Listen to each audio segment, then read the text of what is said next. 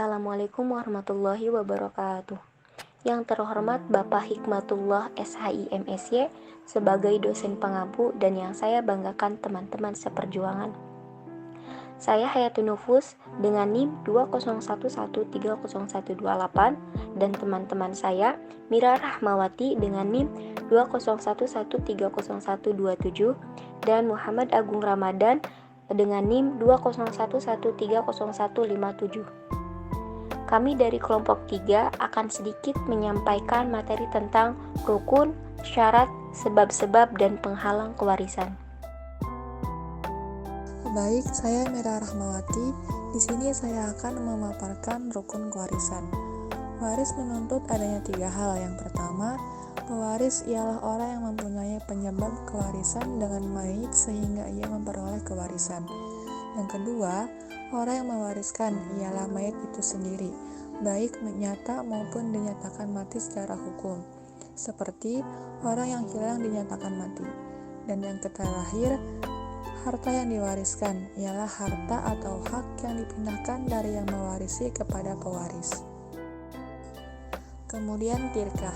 Tirkah adalah apa yang ditinggalkan oleh orang yang meninggal dunia, yang dibenarkan oleh syariat untuk dipusakai oleh para ahli waris.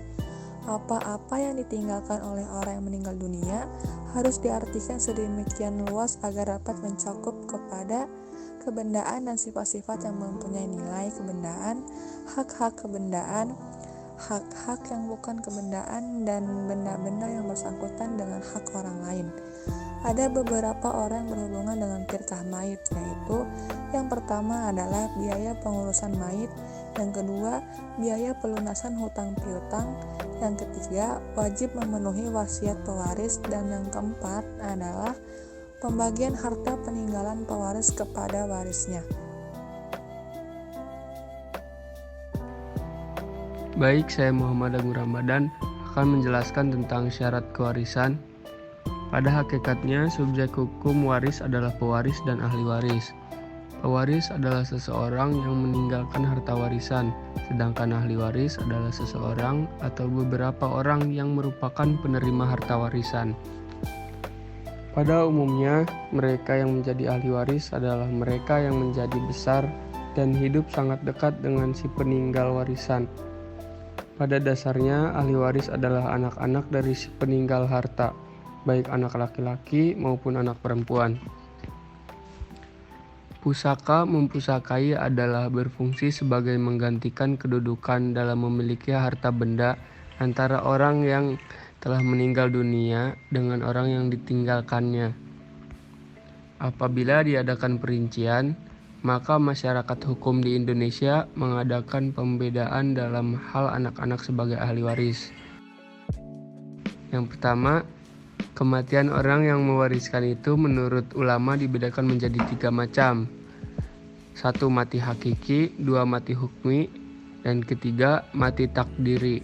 Yang kedua, pewaris itu hidup setelah orang yang mewariskan mati.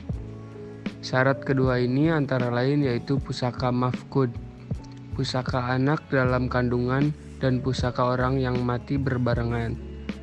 Yang terakhir, bila tidak ada penghalang yang menghalangi pewarisan.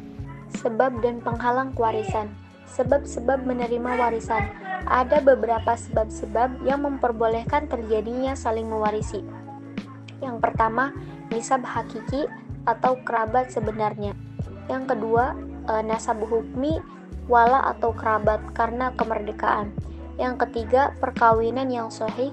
Yang keempat, hubungan sesama Islam.